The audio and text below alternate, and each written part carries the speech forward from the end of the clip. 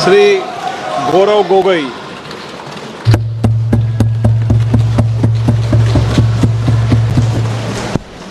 धन्यवाद अध्यक्ष महोदय। आज हम इस विशेष चर्चा में भाग लेने के लिए खड़े हुए हैं और ये चर्चा इसलिए हो रही है क्योंकि हाल में ही जो युद्ध हुआ वो एक सूचना का युद्ध था। एक प्रकार से हम पड़ोसी देश और दुनिया भर को सच्चाई की सूचना देना चाहते थे और कुछ ऐसे ताकत थे, ऐसे शक्तियां थी जो भ्रम का सूचना सारे देश में, सारे दुनिया में फैला रहे थे। और इसीलिए इस चर्चा का विशेष मांग यह है कि आज सच्चाई सदन में आनी चाहिए, सच्चाई पहलगाम की आनी चाहिए, सच्चाई ऑपरेशन सिंदूर की आनी चाहिए, सच्चाई विदेश नीति की आनी चाहिए। और यही आज हमने सूचना का जो युद्ध की बात हम कर रहे हैं वो आज हमने आदरणीय राजनाथ सिंह के भाषण में सुना। बहुत से सूचनाएं दी उन्होंने, बहुत से जानकारी दी, लेकिन रक्षा मंत्री होने के नाते ये नहीं कहा कि पहलगाम में दहशतगर्द कैसे आए। ये नहीं कहा कि बेसारन में जहां पर 1000 लोग जाते हैं, खुशियां मनाते हैं, कैसे 5 दहशतगर्द वहां पर जाकर 26 लोगों की गोलियों से छलनी करते हैं। ये बात, ये सूचना रक्षा मंत्री ने नहीं दी। यही है सूचना का युद्ध कि इतनी जानकारी देते हैं कि कभी कभी सवाल पूछना भी भूल जाते हैं। और आज ये है हमारे विपक्ष का कर्तव्य कि हम सवाल पूछेंगे देश हित में, राष्ट्र हित में। आज देश ये जानना चाहता है कि वो 5 दहशतगर्द कैसे घुसे और उन दहशतगर्दों का भी मकसद था। पाकिस्तान से आए हुए वो दहशतगर्दों का क्या मकसद था? उनका मकसद था कि जम्मू कश्मीर की अर्थव्यवस्था को तनाव करना, विनाश करना। उनका मकसद था कि भारत देश में एक सांप्रदायिक वातावरण का जन्म देना। उनका मकसद यह था कि भारत और पाकिस्तान का एक हाइफिनेशन होना, यह था उनका मकसद। लेकिन सर, मुझे दुख है कि आज राजनाथ सिंह जी ने सैनिकों की बात तो की, लेकिन जो हमारे भारत की जो आवाम है, जो जनता है, जो उन्होंने पाकिस्तान के दहशतगर्दों का पूरी जो मंशा है उस पर उन्होंने पूरा नकारा और हम एकजुट रहे। हम मुझे भारतीय होने का गर्व है।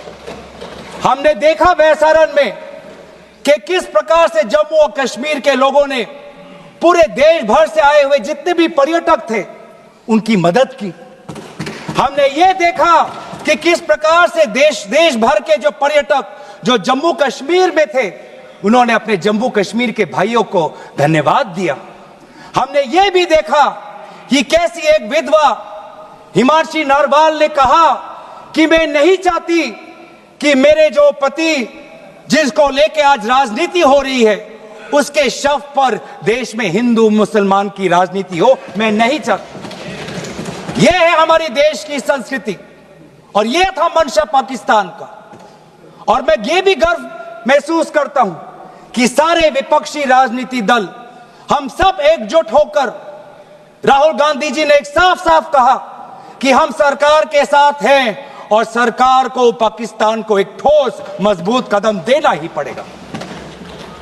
लेकिन देश ये भी जानना चाहता है, वे 26 लोग जो जिनके परिवारों में आज कोई गुजर गया, वे ये भी जानना चाहता है कि 100 दिन गुजर गए और वे 5 दहशतगर्दियों को यह सरकार पकड़ नहीं पाई।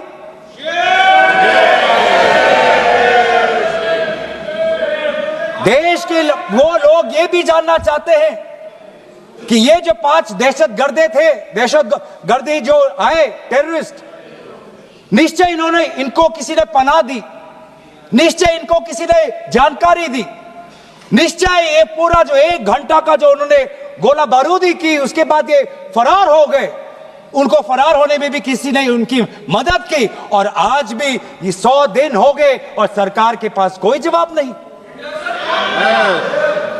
आज आपके पास ड्रोन है, आपके पास पेगासस है, आपके पास सैटेलाइट है, वहां पे सीआरपीएफ है, वहां पे बीएसएफ है, वहां पे सीआईएसएफ है, वहां पे आदरणीय गृह मंत्री कुछ दिन पहले ही गए थे पूरा रिव्यू लेने के लिए, और आप किसी को पकड़ नहीं पाए। ये कैसी है, ये कैसा बंदोबस्त? आपने कहा कि आर्टिकल 370 के चले जाने के बाद जम्मू कश्मीर सेफ है, जम्मू कश्मीर में आइए, लोग आए, लोगों ने अपने आप को सुरक्षित महसूस किया। लेकिन बेसारन में देखा कि कितने वो निहत्थे थे, कितने वो असहाय थे, कि लगभग 1 घंटा लगा एक एम्बुलेंस उनके पास पहुंचने के लिए। पुलिस पर अगर आर्मी भी आई तो चल के आई।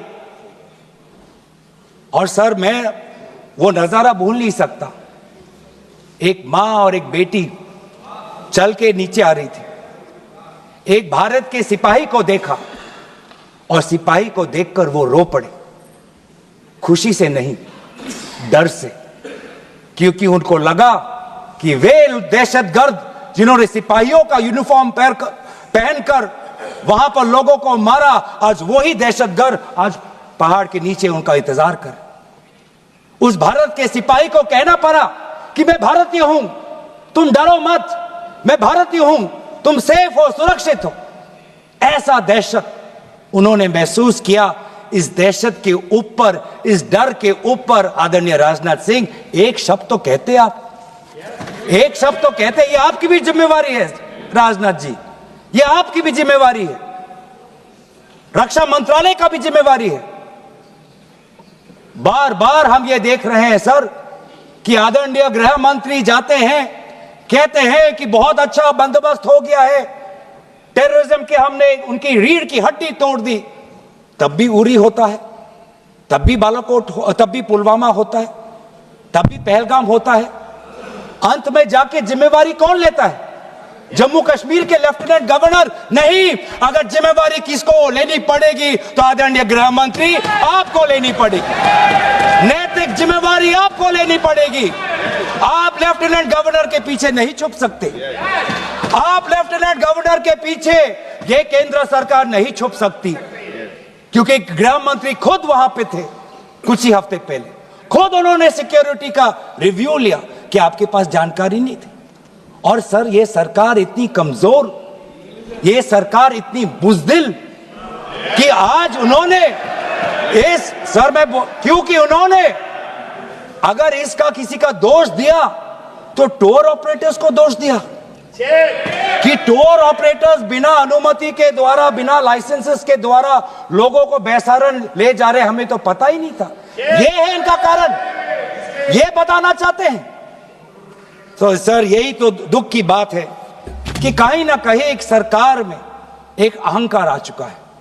इंटेलिजेंस और सिक्योरिटी जो फ्रेमवर्क है, एस्टैब्लिशमेंट है, जो लोग हैं जो निर्णय लेते हैं इंटेलिजेंस और सिक्योरिटी की, आज उनमें एक अहंकार आ गया है कि चाहे जितनी भी बड़ी गलती हो उन पर कोई सवाल नहीं उठा सकता। लेकिन आज हम सवाल उठा रहे हैं, आज हम सवाल उठा रहे हैं, आज हम सवाल उठाएंगे। प्रधानमंत्री मोदी जी, आपको, आप सऊदी अरब में थे, आप जब वापस आते आपका पहला नैतिक कर्तव्य होता कि पहलगाम आप जाते, लेकिन आप पहलगाम नहीं गए, एक सरकारी कार्यवाही के लिए आप बिहार गए और चुनावी भाषण दिया। देश के मुखिया सऊदी अरब में थे, पूरा कार्यक्रम उन्होंने संपूर्ण किया, वापस आए और वो पहलगाम भी नहीं जा पाए और बिहार में जाके चुनावी भाषण दे रहे। अगर पहलगाम में कोई गया तो हमारा नेता राहुल गांधी गया। पहलगाम में जो लोगों की मृत्यु हुई उनके लिए अगर शहादत की मांग कोई कर रहा है तो हमारा दल का नेता राहुल गांधी कर रहा है। राहुल गांधी जी बदामी के कंटोनमेंट में गए। सर मैं बोलूं? Sir house in order. Sir house in order में like sir house is not in order में रहेगा सर। टाइम लेकिन आप तथ्यों पे बोलें, गलत सूचनाएं नहीं दे सदन में, गलत सूचनाएं मत दे। हम बोलिए इसके ऑर्डर में लाइए सर। कोई सदन में गलत तथ्य नहीं रख सकते आप। सर मैं बोलूं सर कैमरा आएगा मेरे पे। धन्यवाद।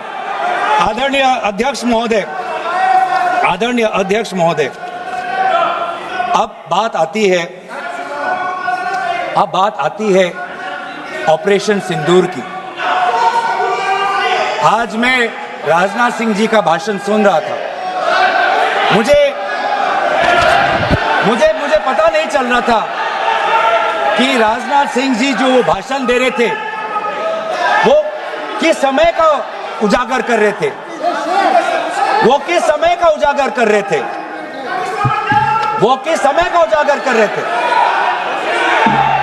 क्या वो 2016 के बाद क्या उन्होंने ये नहीं कहा कि हम घुस के मारेंगे और पाकिस्तान को आज वो उनका जो भी टेररिस्ट इंफ्रास्ट्रक्चर है उसको खत्म कर देंगे? वही बातें तब की, वही बातें पुलवामा की बात की कि पुलवामा के बाद आज हमारे लड़ाकू जहाज अब गए हैं, अब पाकिस्तान अब कभी भी भारत पर उंगली नहीं दिखा सकता। और उसके बाद आज दोबारा वही बातें कर रहे हैं। कि हम घुस के मारे, हमने ये किया, फलाना किया। और ये अब भी कह रहे हैं कि ऑपरेशन सिंदूर कंप्लीट नहीं हुआ, अधूरा है, क्योंकि कल को जाके दोबारा पाकिस्तान कर सकता है। ये खुद कह रहे हैं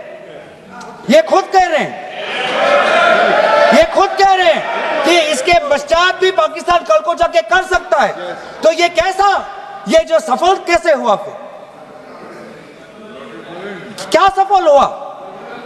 आज ये खुद कह रहे हैं कि हमारा मकसद युद्ध का नहीं था। हम पूछना चाहते क्यों नहीं था, होना चाहिए था। आज उन्होंने खुद कहा कि हमारा मकसद जमीन लेने का नहीं था। क्यों नहीं था? पाकिस्तान ऑक्यूपाइड कश्मीर अगर आज नहीं लेंगे तो कब लेंगे?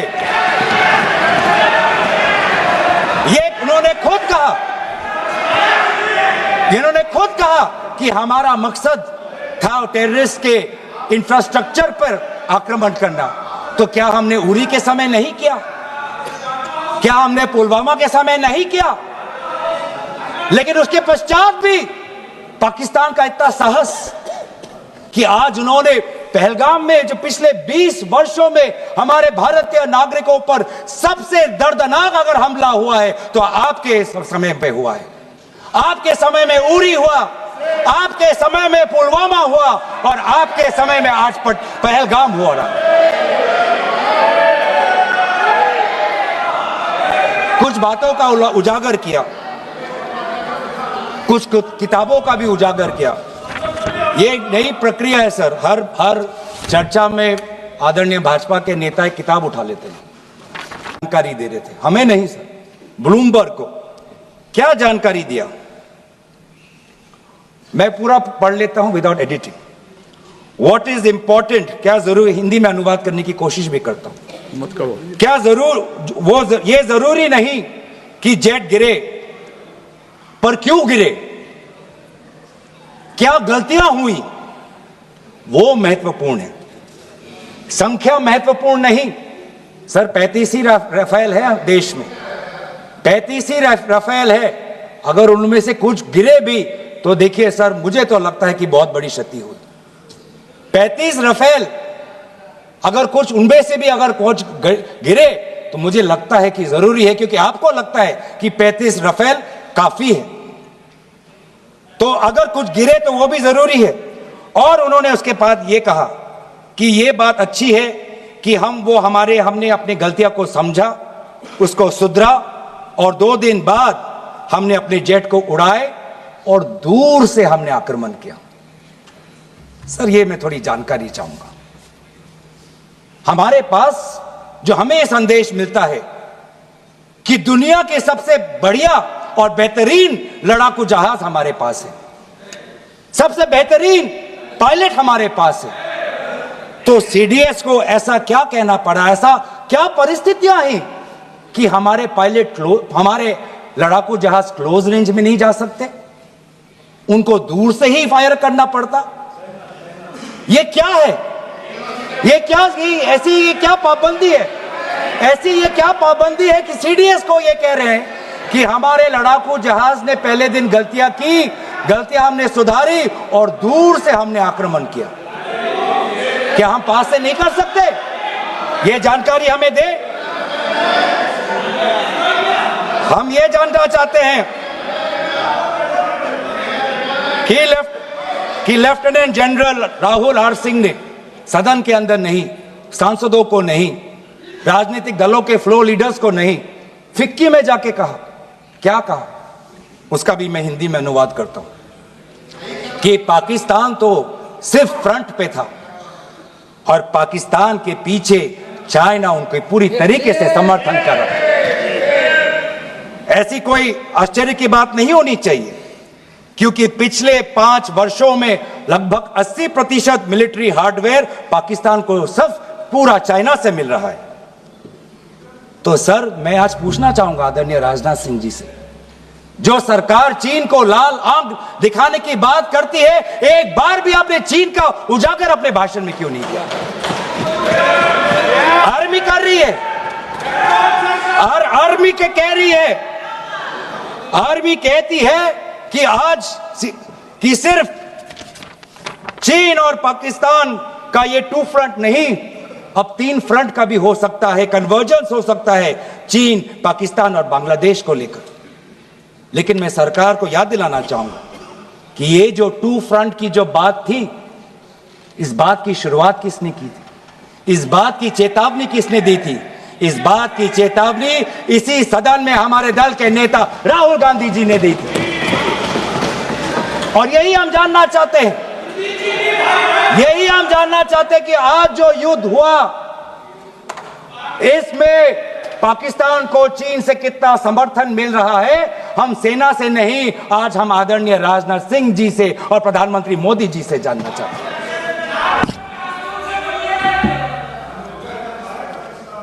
और सर, इंडोनेशिया में जो डिफेंस अटैचे है, उसने तो ताज्जुब की बात कह दी।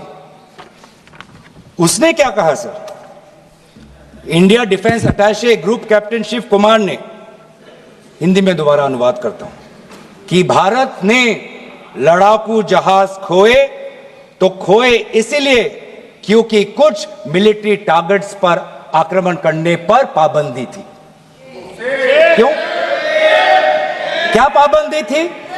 ऐसे क्या ये राजनीतिक कंस्ट्रेंट्स थे? आपने कहा कि 9 टारगेट पे हमने आक्रमण किया, लेकिन हमें यह भी सूत्रों से जानकारी और मीडिया में आया है, और लेफ्टिनेंट जनरल राहुल सिंह ने खुद कहा कि पहले 21 टारगेट्स चुने गए थे और 21 से फिर 9 हुए। क्यों हुए? आज मैं ये जानना चाहता हूं कि पिछले 20 वर्ष में सबसे घातक आक्रमण हमारे महिलाओं पर हुआ, हमारे बच्चों पर हुआ, भारत के आत्मा पर हुई। हमने सब ने वो दहशत को अनुभव किया, हम सब एकजुट हुए, हमने पूरी तरीके से समर्थन प्रधानमंत्री मोदी जी को दी कि अब जाइए, और ऐसा एक माहौल बन चुका था कि देश किसी भी कीमत चुकाने के लिए तैयार था। पूरा देश प्रधानमंत्री मोदी जी के साथ था, विपक्ष प्रधानमंत्री मोदी जी के साथ था, और अचानक 10 मई के दिन पे हमारे राष्ट्रदूत कहते हैं कि हम पाकिस्तान पर हमला करेंगे, और शाम के 10 मई को सूचना आती है कि पाकिस्तान के साथ अब युद्ध पर हम परिणाम दे रहे हैं, सीज फायर हो गया। क्यों हुआ? हम आदरणीय प्रधानमंत्री मोदी जी से जानना चाहते थे, अगर पाकिस्तान वाकई में अपने घुटने टिकने के लिए तैयार था, तो आपने क्यों रुका? आप क्यों रुके? और किसके सामने आप झुके? किसके सामने आपने सरेंडर किया? किसके सामने आपने सरेंडर किया? वो अमेरिका के राष्ट्रपति जो 26 बार आज कह चुके हैं कि व्यापार को लेकर उन्होंने भारत और पाकिस्तान को सतर्क किया और दोनों को मजबूर किया कि वो इस जंग को छोड़े। 26 बार। आज राष्ट्रपति ट्रंप खुद कहते हैं कि 5-6 जेट गिरे हैं। एक एक जेट करोड़ करोड़ अरब अरब रुपयों का है, मिलियंस एंड मिलियंस का है। इसलिए हम जानना चाहते हैं, आज हमें स्पष्ट रूप से आदरणीय राजनाथ सिंह जी बताएं, देश पर विश्वास करें, देश में वो साहस है सच्चाई सुनने की। आज आप बताएं कितने लड़ाकू जहाज गिरे? हमारे में वो साहस है, क्योंकि ये सूचना, ये सच्चाई सिर्फ देश के नागरिकों के लिए नहीं, ये सूचना, ये सच्चाई हमें देश के जवानों को भी देना है। आज उनसे भी झूठ कहा जा रहा है, उनके बीच में भी भ्रम फैलाया जा रहा है। हम उनकी जो सच्चाई है आज हम सदन के अंदर लाना चाहते हैं। और सर, बात में आती है विदेश नीति की। किस मुंह से हम कहें कि विदेश नीति आज सफल हुआ है? किस मुंह से कहें? ये आदरणीय राजनाथ सिंह जी, शंगीला में जो डायलॉग हुआ, उस डायलॉग में जो ड्राफ्ट जो आया, जिसको भारत सरकार ने नकारा, वो ड्राफ्ट बनाने में हमारे ही कुछ सहयोगी देश थे, जिनका नाम मैं नहीं लेना चाहूंगा। लेकिन ऐसे देश जिसको हम परंपरागत दोस्त हम मानते हैं, ट्रेडिशनल एलाइज मानते हैं, आज उन्होंने भी इंडिया और पाकिस्तान को हाइफिनेट कर दिया। और आप ये शब्दों के खेल से आप खुश हो कि ब्राजील के डॉक्यूमेंट में पाकिस्तान, ये जम्मू कश्मीर का पाकिस्तान का भी नहीं, ब्राजील के डॉक्यूमेंट में सिर्फ जम्मू कश्मीर में जो दहशतगर्दी हुई उसी की निंदा हुई, पाकिस्तान की निंदा नहीं हुई। पर आप उससे खुश हो?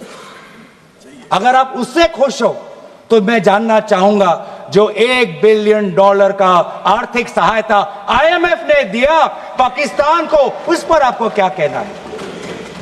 हम जानना चाहेंगे, जो ADB एशियन डेवलपमेंट बैंक से 800 मिलियन का आर्थिक सहायता जो मिलेगा पाकिस्तान को, आज आप भारत उस पर क्या रवैया? वर्ल्ड बैंक का जो $40 मिलियन आ रहा है, और ये पैसा किसको जाएगा सर? पाकिस्तान की नेतृत्व उनकी जनता या उनकी चुनी हुई सरकार नहीं, पाकिस्तान की सरकार का जो रिमोट कंट्रोल है वो पाकिस्तान की सेना के पास है। तो ये सारा पैसा वहीं जाएगा जहां पर हमने मिसाइल गिराई। तो क्या इतना भी हम नहीं कर पाए? क्या इतना भी ताकत नहीं? क्या इतना भी विश्व गुरु में लोगों का विश्वास नहीं, देश अंतर्राष्ट्रीय नेताओं का विश्वास नहीं कि IMF का एड ना जाए पाकिस्तान के पास, वर्ल्ड बैंक का एड ना जाए पाकिस्तान के पास, ADB का एड ना जाए पाकिस्तान के पास? आप में इतना भी ताकत नहीं कि एक देश ने पाकिस्तान को टेरर स्टेट का दर्जा नहीं दिया। एक देश ने आज FATF financial action task force में, जिससे बहुत नियंत्रण पाकिस्तान पे पड़ती थी, आज उससे वो 2022 में निकल आई ग्रे लिस्ट। क्या वो डालेंगे? तो इसीलिए आज हम ये मांग करते हैं कि सरकार अब डरिए मत, सच्चाई से डरिए मत। उस दिन भी देश सरकार के साथ दहशतगर्दी के खिलाफ खड़ा था, विपक्षी दल सरकार के साथ खड़े हैं, और आज भी दहशतगर्दी के खिलाफ सच्चाई के पक्ष में देश और विपक्ष आज सरकार के साथ। आप हमें अपना दुश्मन ना समझे, हम सरकार के दुश्मन नहीं हैं, हम अपने देश के पक्ष में बोल रहे हैं, जवानों के पक्ष में बोल रहे हैं। पर आप हमें कृपया सच्चाई देने का हमें वो सम्मान दीजिए। सच्चाई सुनने का अधिकार हमारा है, और जितने बार आप झूठ और भ्रम फैलाएंगे हम उतनी बार आपको पूछते जाएंगे कि आपने क्या किया। और इसीलिए आज मैं खड़ा हूं। अपेक्षा बहुत की थी कि पहलगाम का उजागर होगा, आदरणीय गृह मंत्री नैतिक जिम्मेवारी लेंगे, राष्ट्रीय सुरक्षा सलाहकार नैतिक जिम्मेवारी लेंगे और प्रधानमंत्री मोदी जी कहेंगे क्यों उन्होंने ऑपरेशन सिंदूर जो अंतिम अंजाम था, हमें तो मीडिया में सुनते हुए ऐसा लगा कि हम कराची में उठेंगे। मीडिया में हमारे भारत की मीडिया जो जिनको सूचना आपसे ही मिलती है, उनका सुनने में लगा कि आज तो हम फतह करके ही रहेंगे, लेकिन पता चला कि नहीं, कहीं ना कहीं हमारे पैर डगमगा गए और जो अंतिम परिणाम था उससे पीछे हम हट गए। हमें पीछे नहीं हटना, हमें आगे बढ़ना है सच्चाई के साथ, लोकतंत्र के पक्ष में। इन्हीं बातों के साथ मैं अपना पक्ष समाप्त करता हूं। धन्यवाद। जय हिंद।